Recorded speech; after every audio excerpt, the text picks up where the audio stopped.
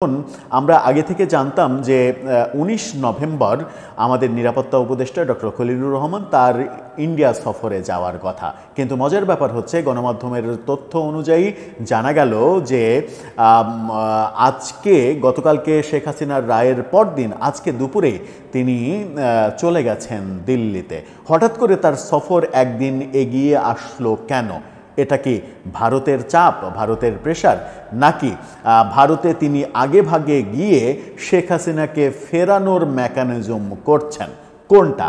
সেটা সরকারের পক্ষে হতে পারে একটা, সরকারের বিপক্ষে হতে পারে একটা। কোন কারণে অজিত দোভালের আমন্ত্রণে আগামীকাল যাওয়ার কথা থাকলেও আজকে তিনি রওনা দিলেন এবং দিল্লিতে অলরেডি পৌঁছে গিয়েছেন দিনের মধ্যেই। কি ঘটলো অন্তরালে একটু বোঝার চেষ্টা করি, চলুন এই ভিডিও। দর্শক, বলছিলাম আমাদের নিরাপত্তা উপদেষ্টা ডক্টর খলিলুর রহমান আগামীকালকে ১৯ নভেম্বর তার দিল্লি যাওয়ার কথা ছিল আন্তর্জাতিক একটি সেমিনারে অংশগ্রহণ করার জন্য। সাথে ভারতের নিরাপত্তা উপদেষ্টা অজিত দোভালের সঙ্গে দ্বিপাক্ষিক মিটিং হওয়ার আভাসও ভারতীয় দূতাবাস সূত্র কে কেন্দ্র করে গণমাধ্যম দিয়েছিল কয়েকদিন আগে। সেই ঘটনা আমরা যখন জানতাম তখন তার দিল্লি যাওয়ার ডেট একদিন এগিয়ে আনা হলো। আজকে তিনি একদিন আগেই ২৪ ঘন্টা আগেই দিল্লিতে পৌঁছে গেলেন। পেছনে কারণ কি? গণমাধ্যমের শিরোনামটা দেখে নিতে পারেন, সেখানে বলছে একদিন আগেই দিল্লি গেলেন জাতীয় নিরাপত্তা উপদেষ্টা। ভেতরে কি রয়েছে খবরের?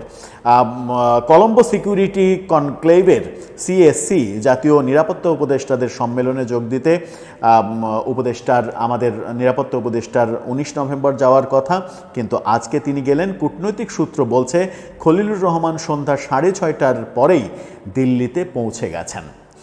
তার মানে আজকে সন্ধ্যা থেকে রাত পর্যন্ত আজকেও তার কর্মসূচি আছে, এবং সেটা প্রকাশ্য কর্মসূচি না হলেও আমরা যেটা জানছি সেটা হচ্ছে যে ভারতের ইন্দিরা গান্ধী আন্তর্জাতিক বিমানবন্দরে তাকে স্বাগত জানান ভারতের জাতীয় নিরাপত্তা পরিষদের সচিবালয়ের একজন জ্যেষ্ঠ কর্মকর্তা।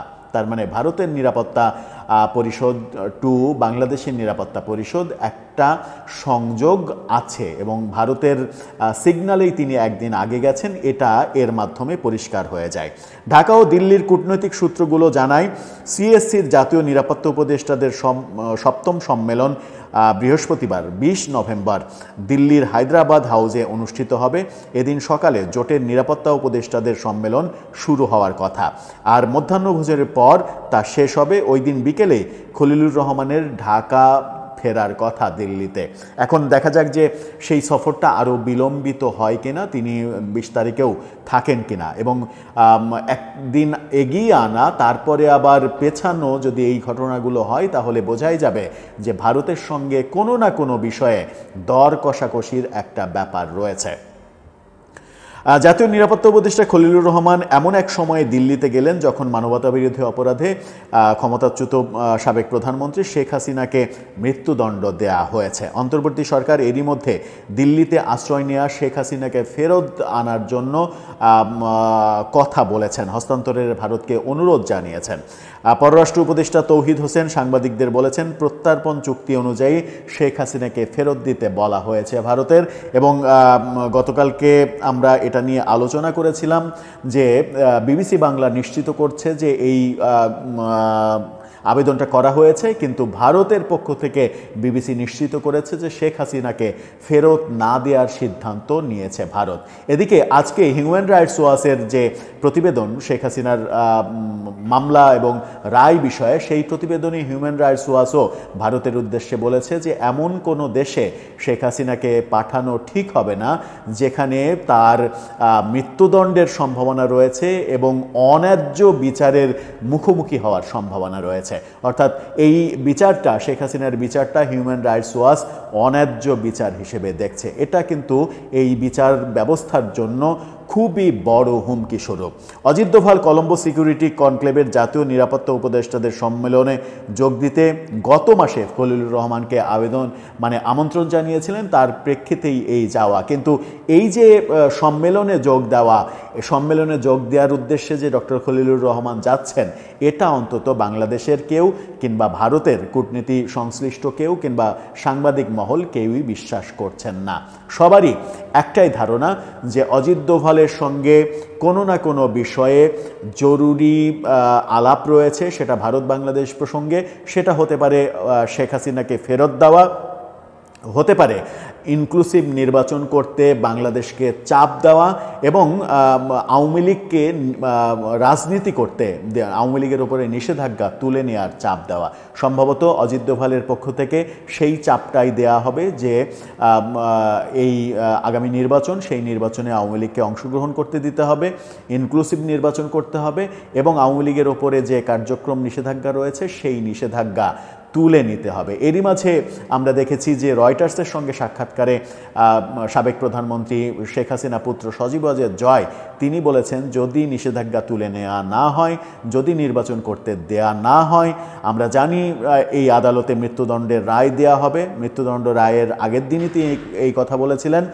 তিনি বলেছেন যে এগুলো যদি করা না হয় তাহলে আমরা যে প্রতিবাদ আন্দোলন করছি সেগুলো সহিংসতায় রূপ নেবে, যেটার মাধ্যমে তিনি একেবারে সরাসরি বলার চেষ্টা করেছিলেন যে আওয়ামী লীগ সশস্ত্র বিপ্লবের দিকে চলে যেতে পারে।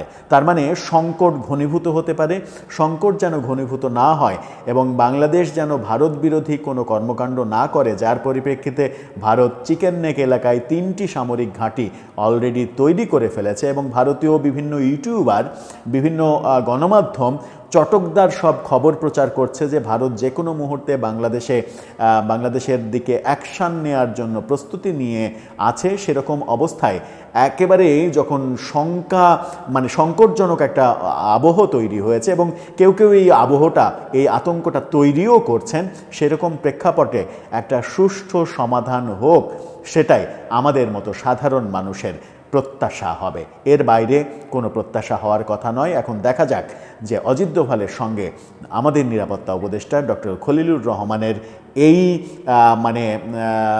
এ যাত্রায় মিটিংয়ে কোন পক্ষ জেতে, কোন পক্ষ মেনে নেয়। দর্শক, আপনার কি মনে হয়? ভারতের চাপে বাংলাদেশের বর্তমান সরকার কি নতি স্বীকার করবে, নাকি পাল্টা চাপ দেবে বাংলাদেশ, যাতে করে সম্পর্ক আরও বেশি খারাপের দিকে যাবে? আপনার মতামত জানিয়ে লিখতে পারেন আমাদের কমেন্ট বক্সে। জানেন যে পৃথিবীর অনেক দেশে মৃত্যুদণ্ড বরদাস্ত করে না।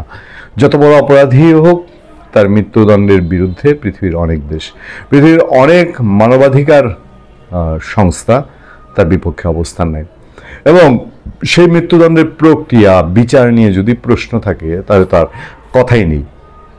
বাংলাদেশে শেখ হাসিনার যে বিচার হয়েছে সেই বিচার নিয়ে খুব স্বাভাবিকভাবে প্রশ্ন হচ্ছে যে অদূর ভবিষ্যতে এই বিচার, এই ট্রাইব্যুনাল করতে পারে কিনা, সেটা নিয়ে যদি একটা উচ্চ আদালতের রিট হয় কি দাঁড়াবে। এটা জাস্ট সাময়িক একটা সেন্সেশন, খুব সাময়িক সেন্সেশন। বিএনপি আনন্দিত, বিএনপি বলছে এটা নাকি ইন্টারন্যাশনাল স্ট্যান্ডার্ডের বিচার হয়েছে।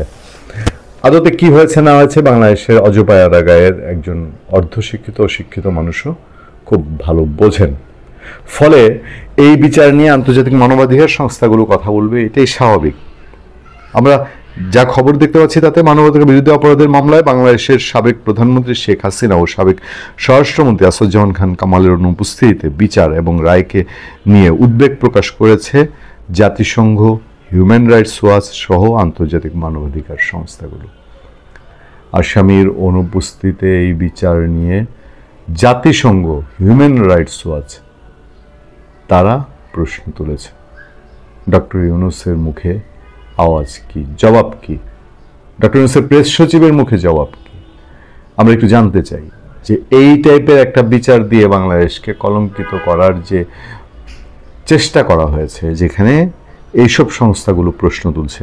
পৃথক পৃথক বিবৃতিতে মানবাধিকার নিয়ে এমন উদ্বেগ প্রকাশ করেছে তারা। হিউম্যান রাইটস ওয়াচের বিবৃতিতে বলা হয়েছে, দুইজনের অনুপস্থিতিতে বিচার করে মৃত্যুদণ্ড দেওয়া হয়েছে এবং তাদের পছন্দের আইনজীবী দেওয়ার সুযোগ ছিল না, যেটি গুরুতর মানবাধিকারের উদ্বেগ তৈরি করেছে। একজন আইনজীবী দিয়েছে রায়। তার আসামির ফাঁসি হয়েছে, তিনি হাসেন। অন্যদিকে জাতিসংঘের মানবাধিকার কার্যালয় এই মৃত্যুদণ্ডের রায়ের বিরোধিতা করেছে, কেননা দীর্ঘদিন ধরে এই ধরনের সাজা বাতিলের অবস্থা আহ্বান জানিয়ে আসছে জাতিসংঘ। একই সাথে তারা বাংলাদেশের ন্যায় বিচার প্রতিষ্ঠার উপর গুরুত্ব আরোপ করেছে। তবে এই রায়কে ভুক্তভোগীদের জন্য একটি মুহূর্ত বলে উল্লেখ করেছে জাতিসংঘের মানবাধিকার কার্যালয়। এই ভলকার তুর্কের বিতর্কিত সংখ্যা জুলাই আগস্টের মৃত্যু নিয়ে বহু কথা আছে, চারদিকে আলোচনা চলছে। এছাড়া অ্যামনেস্টি ইন্টারন্যাশনাল দুইজনের অনুপস্থিতিতে বিচারের অনাকাঙ্ক্ষিত গতি এবং রায় এই মামলায় ন্যায় বিচারের ক্ষেত্রে উল্লেখযোগ্য উদ্বেগ তৈরি করে বলে প্রতিক্রিয়া জানিয়েছে। মৃত্যুদণ্ডের রায়ের সঠিক বিচার নিয়ে উদ্বেগ বাড়ছে হিউম্যান রাইটস ওয়াচ ডিটেল বলেছে, আপনারা পত্রিকার পাতায় দেখে নেবেন। বাংলাদেশের ন্যায় বিচার প্রতিষ্ঠার উপর জোর দিয়েছে জাতিসংঘ। ন্যায় বিচার, আমাদের বিচারের বাণী নিভৃতে যে কাঁদে, এখন আর সেটা বলার অপেক্ষা রাখে না। মৃত্যুদণ্ডের রায় মানবাধিকার লঙ্ঘন, অ্যামনেস্টি ইন্টারন্যাশনাল।